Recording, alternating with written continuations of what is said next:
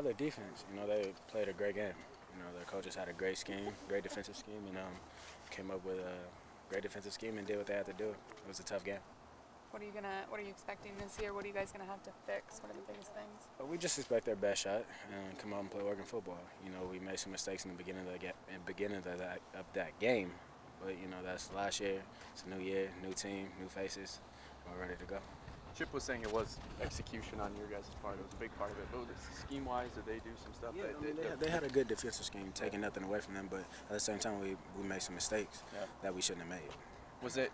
There were headlines that was kind of a blueprint for how to slow down the vaunted Oregon offense after that. We'll find out. I'm pretty sure plenty of teams have tried it. I don't think there's a particular blueprint to stop this offense. Was there something in particular they did though? That they had a spy, I think, on Darren, or they played a lot of man, didn't they?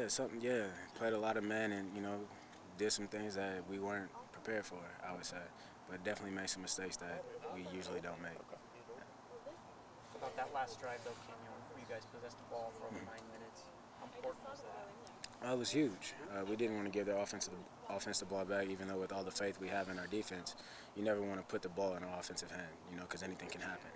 And so we didn't want to do that. So it was huge for our team, and it was huge for the offense. And Chip said before the drive, didn't he huddle you guys and say something about make this kind of a historic drive? And make this the longest drive in Oregon history. We're used to these minute 20 seconds, 4 plays, 80 yards, stuff like that. We wanted to make that as long, as drawn out as we could. That fired you guys up? Yeah, just knowing that we were capable of doing that. Most teams, that's kind of their standard. They want to milk the clock. That's not us. So just knowing that we have that ability, it was exciting. It was fun. How's the first week of classes for you? That was good. I love all my classes right now. What are you taking? Ethnic studies, women's gender studies, special education, and a SAP class. What's your major? Criminology.